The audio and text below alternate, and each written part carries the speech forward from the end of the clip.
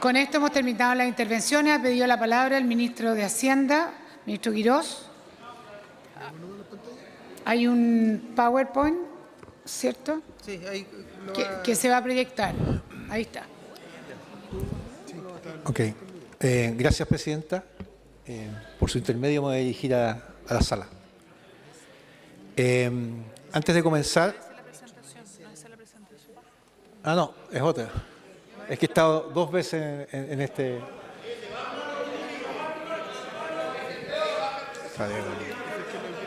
¿Ah? No. No hay problema, cambiamos la... Se va a proyectar el relacionado con el MEPCO.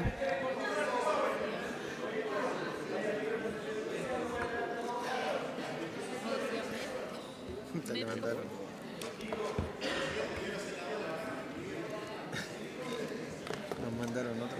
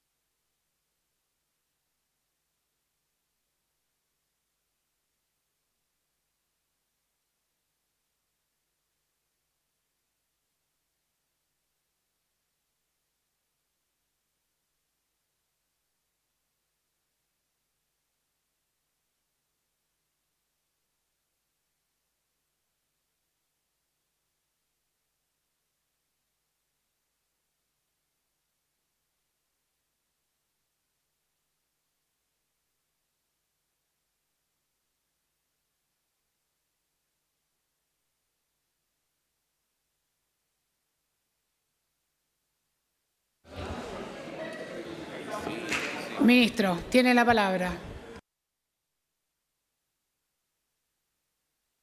Gracias, presidenta. Y buenas noches a todos acá en la sala. Quisiera partir, antes de comenzar con la presentación, decir que a nuestro gobierno le hubiese gustado encontrarse con otras circunstancias. Porque los gobiernos, al igual que las personas, en determinadas circunstancias, son ellos y sus circunstancias. Ojalá no habernos encontrado con 40.000 millones de dólares más de deuda de las que había hace 4 años atrás. Ojalá no habernos encontrado con un FES que se fue casi la mitad del FES o más, 4.000 millones de dólares. Ojalá no encontrarnos con un presupuesto con ingresos sobreestimados, groseramente sobreestimados, como lo revela la última cifra de ejecución presupuestaria de marzo. Ojalá no habernos encontrado con una deuda que ya se había ocupado el 38% de lo aprobado en este Congreso para todo el año, el 11 de marzo. Ojalá no habernos encontrado con un déficit a 12 meses de 2,8 puntos del PIB. Ojalá haberse encontrado con un país creciendo y no con 3 meses seguidos de caída de actividad económica. Ojalá habernos encontrado con un país generando empleo y no un país que lleva más de 30 meses con desempleo del 8% y en las mujeres en particular un 10%. Esa es la realidad que hemos debido enfrentar. Y ante esa realidad hemos debido actuar con responsabilidad fiscal, pero también con una señal muy clara de esperanza. Porque los países crecen en base a inversiones, en base a reglas claras, en base a certezas. Y esas son las que vamos a retornar y devolverle a Chile el crecimiento y la prosperidad que se merece.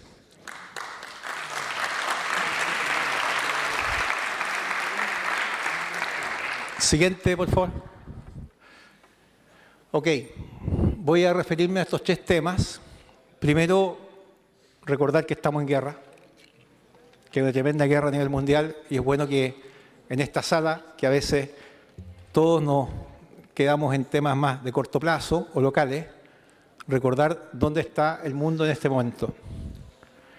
Después detenerme qué medidas se pueden tomar frente a un shock de precios como el que hemos visto y qué nos dicen distintas instituciones internacionales al respecto.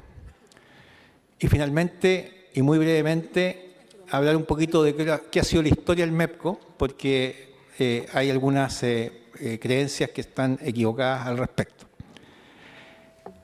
Parto entonces con la guerra. Siguiente, por favor. Bueno, la guerra es una situación inédita en términos de sus efectos sobre el comercio mundial del petróleo y es también inédita en términos de sus posibles desenlaces geopolíticos a nivel mundial. Está cambiando el orden mundial, no solo en esta guerra, también en Europa, también en las rivalidades de las grandes potencias. Y ante esa situación es siempre y será la responsabilidad del ministro de Hacienda cuidar del futuro, no exponer al país a estar sobreendeudado, no exponerlo a situaciones donde a lo mejor el mercado de capitales que conocemos no va a ser el mismo en unos años más. Porque lo que estamos protegiendo acá no es solo la estabilidad económica, también a largo plazo es la solidez de nuestro país en su integridad, de nuestra nación. Vamos entonces a ver qué ha significado este conflicto en términos de los precios del petróleo. Siguiente, por favor. Acá tenemos la secuencia que parte muy rápido. El 28 de febrero comienza el conflicto. Hay una escalada y represalias y en solo 3 o 4 días el precio del petróleo, Brent, sube $10 el barril. Y ya el 5 de marzo, 5 días después del conflicto que se inicia, comienza el cierre completo del canal de Hormuz. En ese minuto los precios saltan $20 en cosa de días, una semana, y de ahí siguen escalando sin pausa hasta llegar a los $110. Acá hay un tema que hay que entender muy bien. Se ha dicho que el precio del petróleo ha estado alto antes, desde luego, y por lo mismo las gasolinas y el diésel también han estado en estos precios y más antes. Pero lo que drena los recursos públicos cuando se trata de estabilizar no es el precio, sino que es con qué rapidez sube y cuánto me rezago yo respecto al precio internacional. Esa diferencia es la que determina el gasto público. Hay intento de conversaciones el 23 de marzo, pero el mercado no les cree. Y siempre hay que mirar los datos de mercado para saber qué es lo que está realmente ocurriendo. Vean ustedes que cuando empiezan las conversaciones baja $100 el barril, pero después rápidamente sube a 110.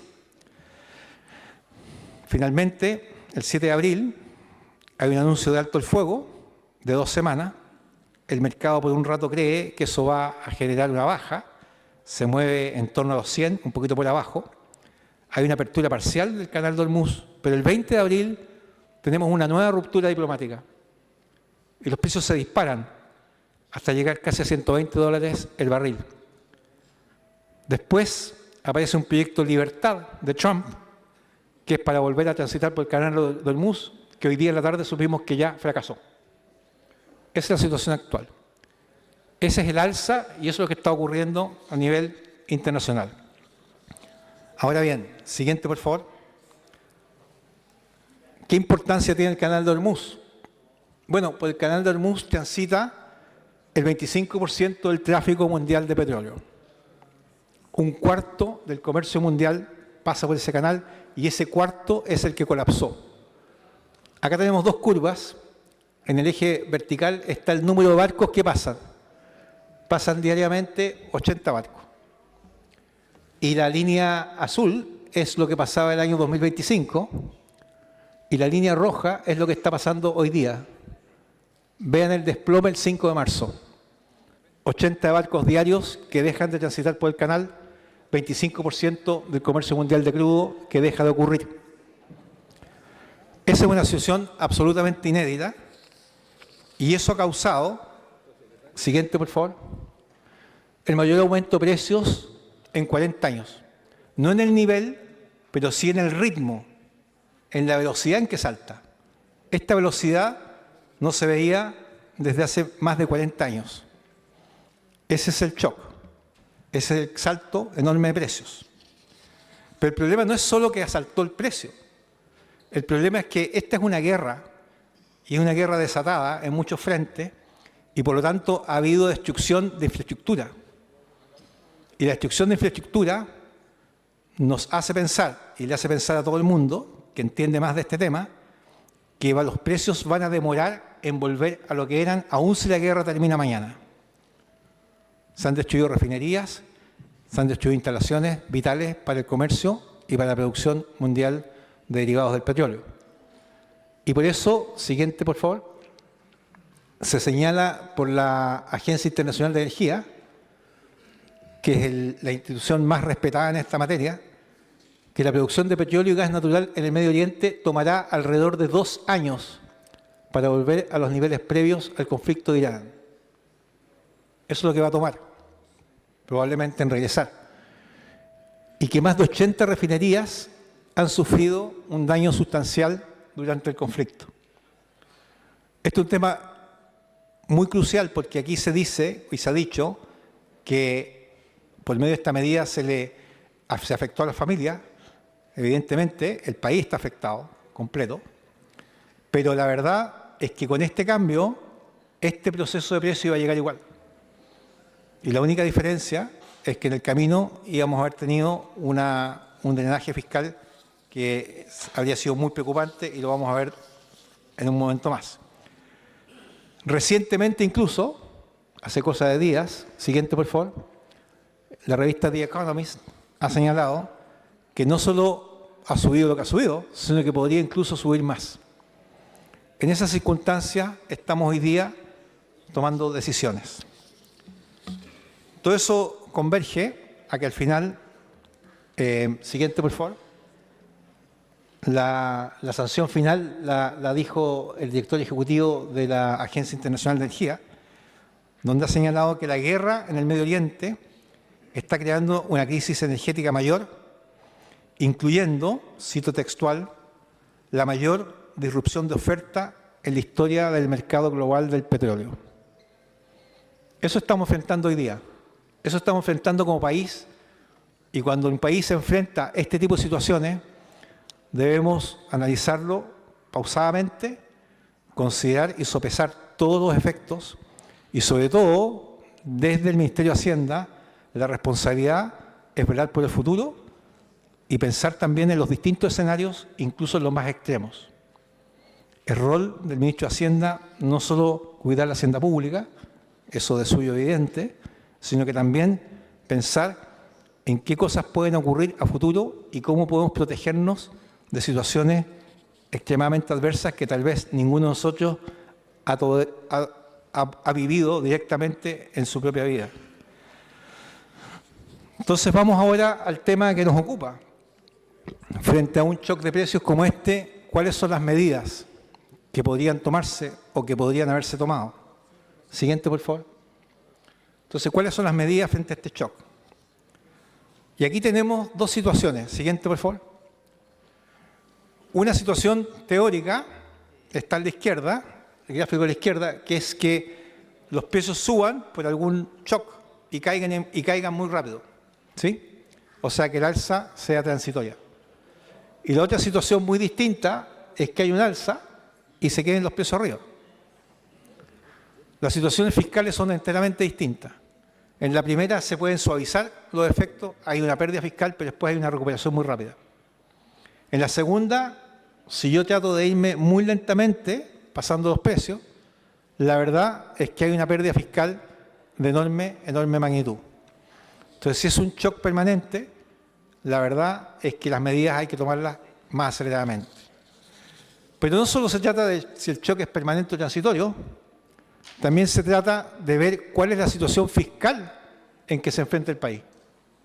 Mucha gente me decía, oye, pero a lo mejor tú puedes hacer algo, a lo mejor esto termina antes o no. La verdad es que cuando el país está con la estrechez fiscal que estamos, no hay espacio para hacer apuestas ni tomar decisiones imprudentes.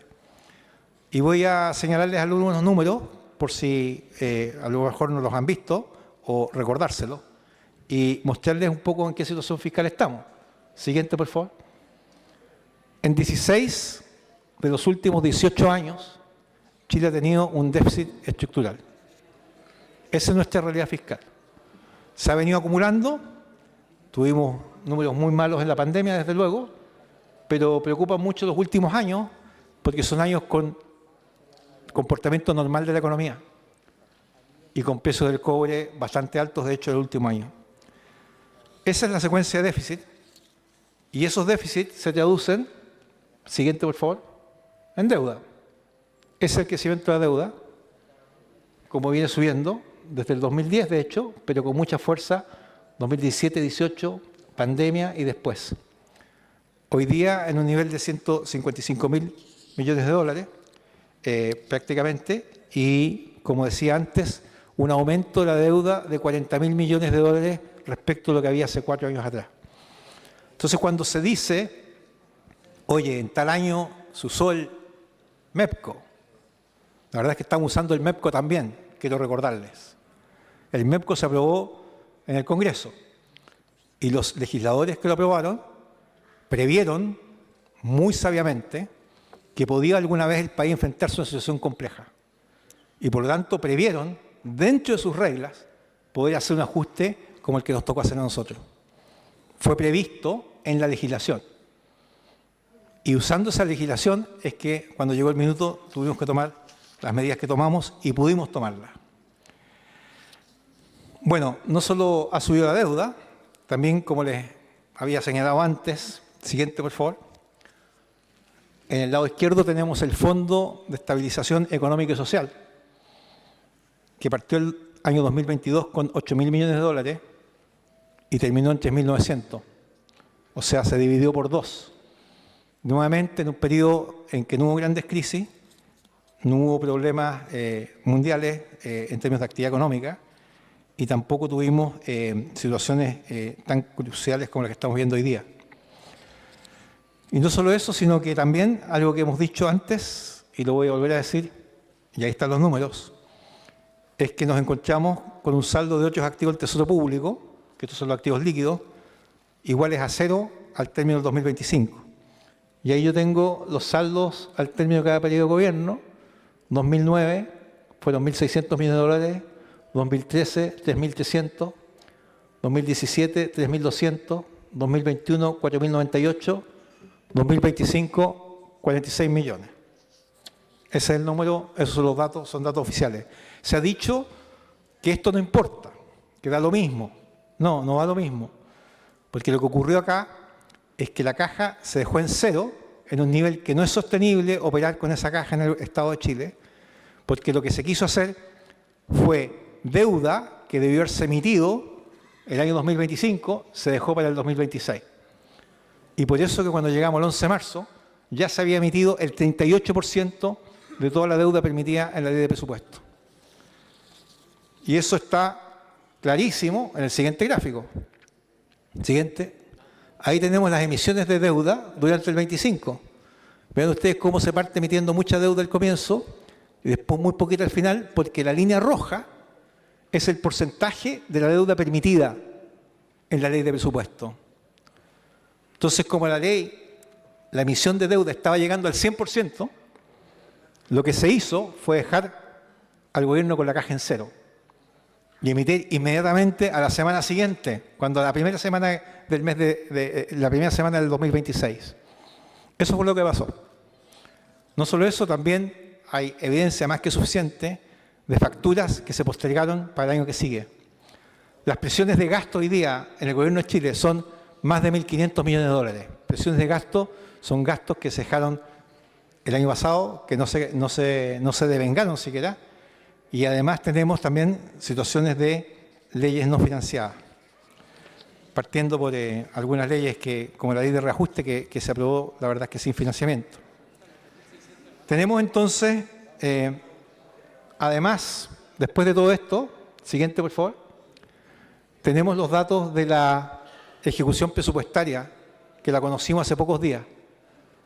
ahora en la ejecución presupuestaria del periodo enero-marzo, que nos muestra lo siguiente.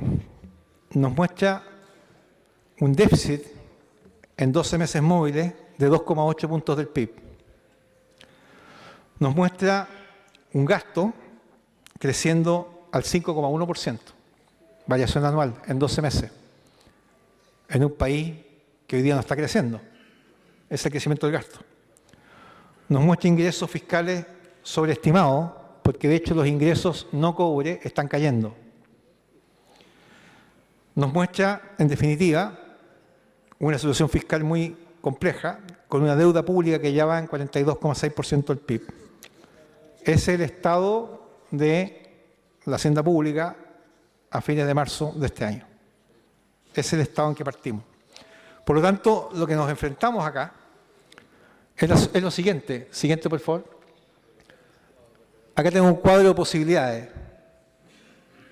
El cambio de precio podría haber sido transitorio o permanente y podríamos haber tenido recursos suficientes o estrechez fiscal. Hay un cuadrante ahí donde no hay opciones. Es el cuadrante donde el cambio es permanente y hay estrechez fiscal. No hay cómo soportar ese efecto. Y en ese cuadrante está Chile hoy día. Alguna vez estuvo en otro. Por ejemplo, cuando se dio la guerra Rusia-Ucrania, también tenía rasgos permanentes, pero había recursos, había 40.000 millones de dólares menos de deuda. O cuando fue la guerra del Golfo, había estrechez fiscal porque estábamos recién recomponiendo nuestra situación de deuda, pero fue un evento absolutamente transitorio. Pero esta combinación es única. Un evento permanente con una situación fiscal extremadamente estrecha. ¿Qué nos dicen entonces las instituciones internacionales respecto de qué hacer en estas circunstancias? Dado que se citó hace poco al Fondo Monetario Internacional. Siguiente, por favor. El Fondo Monetario señala que los precios internos de los combustibles del gas deben seguir reflejando la evolución de los precios internacionales y contribuir al ajuste de demanda incluso cuando exista apoyo temporal y focalizado. ¿Qué es lo que hemos tratado de hacer? Un apoyo focalizado porque no podemos permitirnos, como en otros tiempos, la largueza de financiar a todo el país. Agrega el propio Fondo Monetario que los subsidios generalizados a los precios deben evitarse cuando implican altos costos fiscales. Yo creo que esas palabras del Fondo Monetario se explican por sí mismos.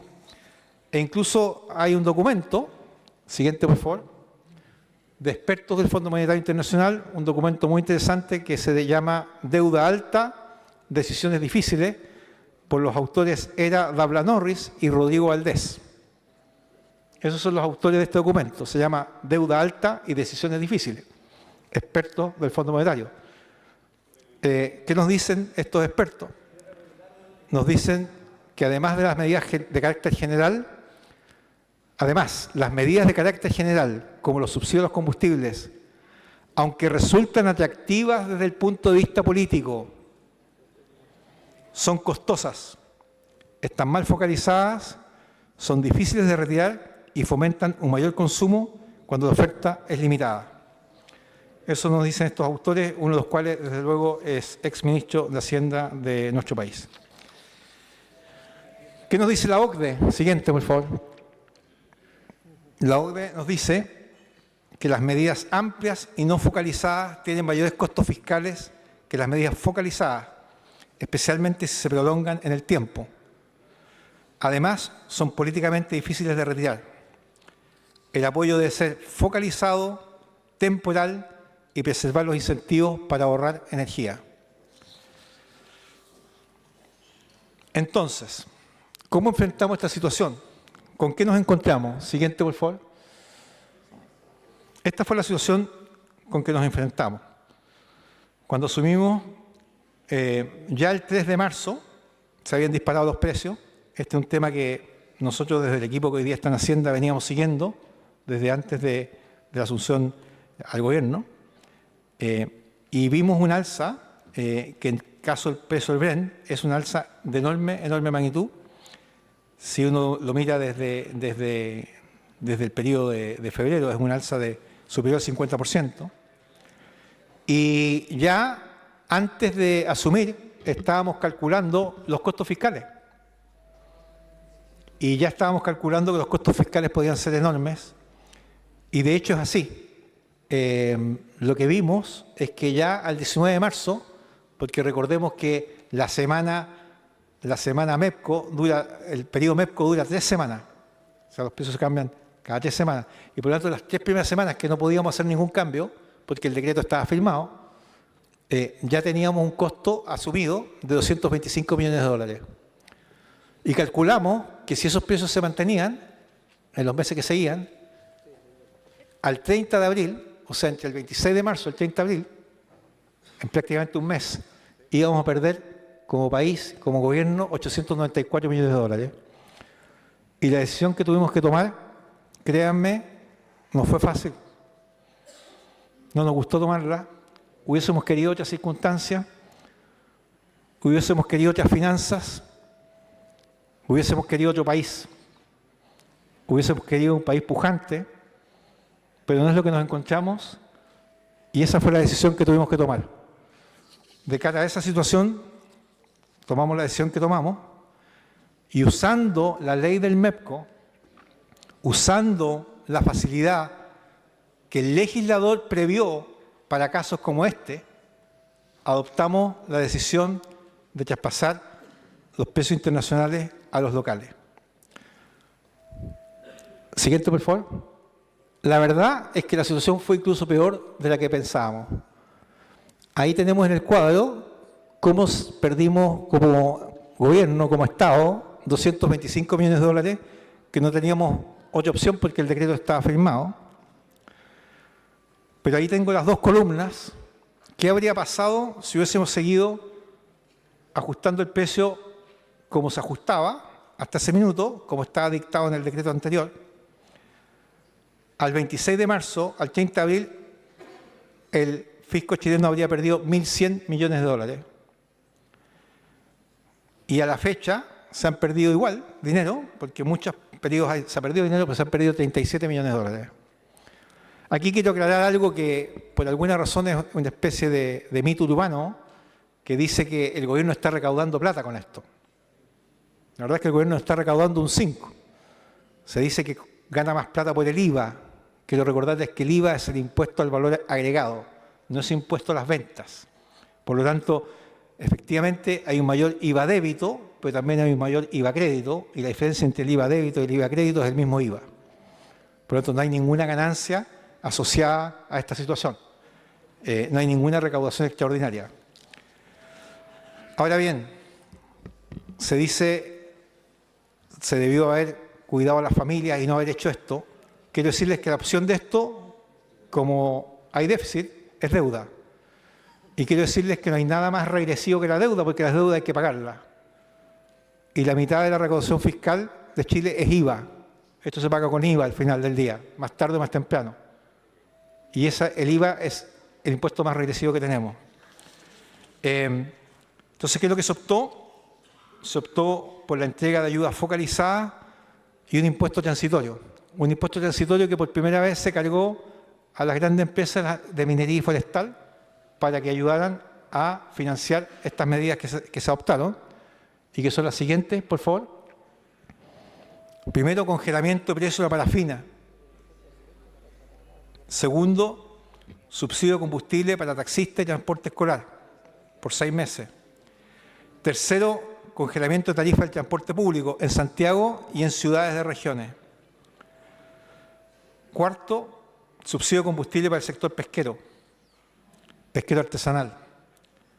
Quinto, que es algo que se está implementando ahora, es subsidio para cilindros de gas licuado por una única vez. Y todo eso, en parte, amortiguado con mayores ingresos fiscales que excluyeron a las pymes y que se aplican a impuestos al diésel, a operaciones principalmente mineras y forestales. Ese fue el esquema con que se abordó esta situación. ¿Qué implica esto? Bueno, implica que un país que debe 150.000 millones de dólares tiene que cuidarse de lo que implican los clasificadores de riesgo. Es donde uno tiene que seguir después emitiendo deuda, y la decisión fue apoyada por clasificadores de riesgo porque dan la señal de que el gobierno está tomando en serio la prudencia fiscal. No es fácil. No es fácil. Siguiente, por favor. No es fácil. No es fácil hacer esto y sobre todo en la situación en que estamos. Pero son las decisiones que en ocasiones corresponde tomar y en la coyuntura actual la verdad es que no había otras. Siguiente, por favor. Algunas cosas que se han dicho. Primero, una pregunta muy directa.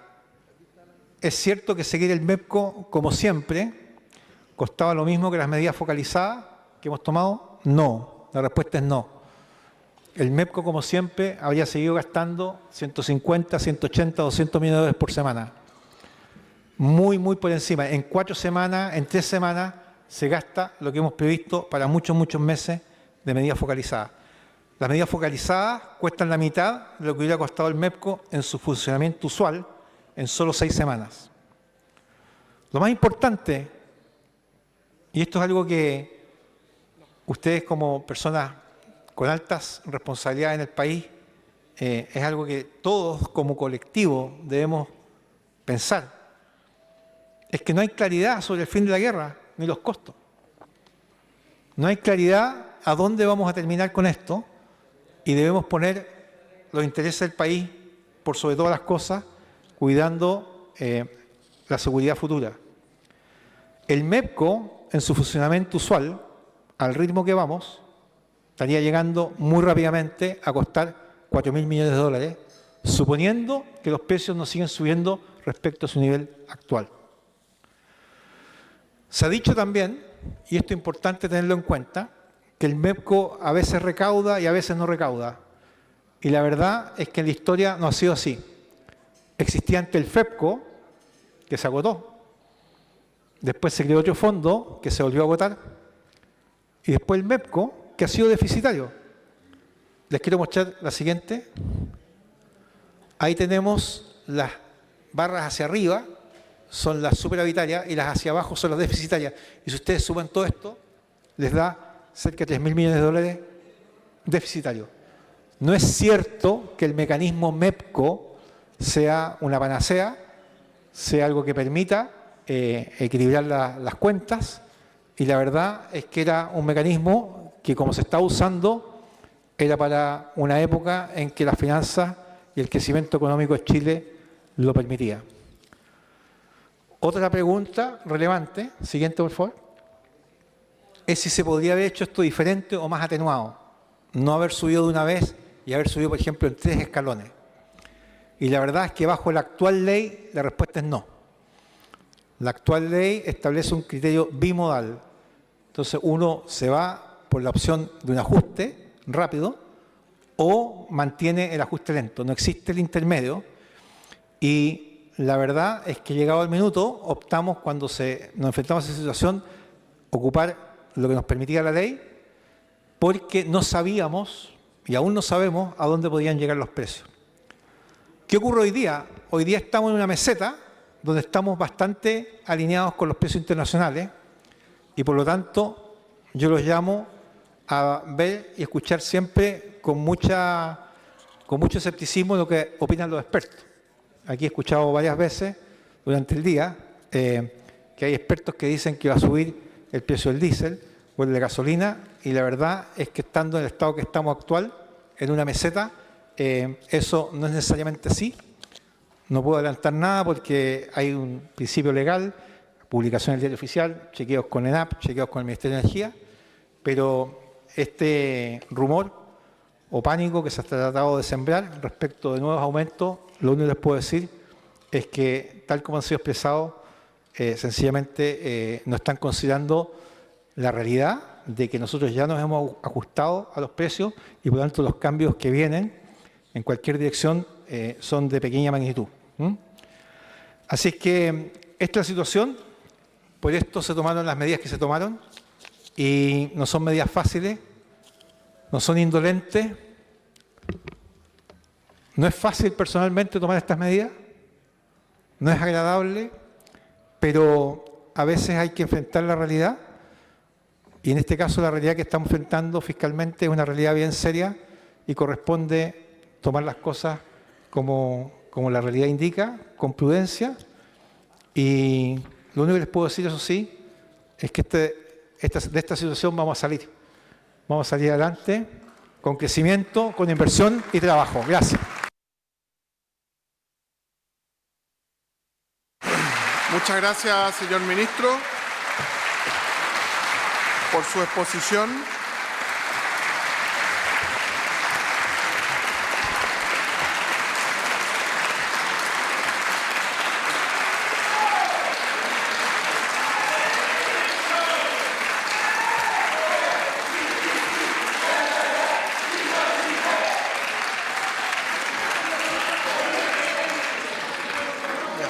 Agradecemos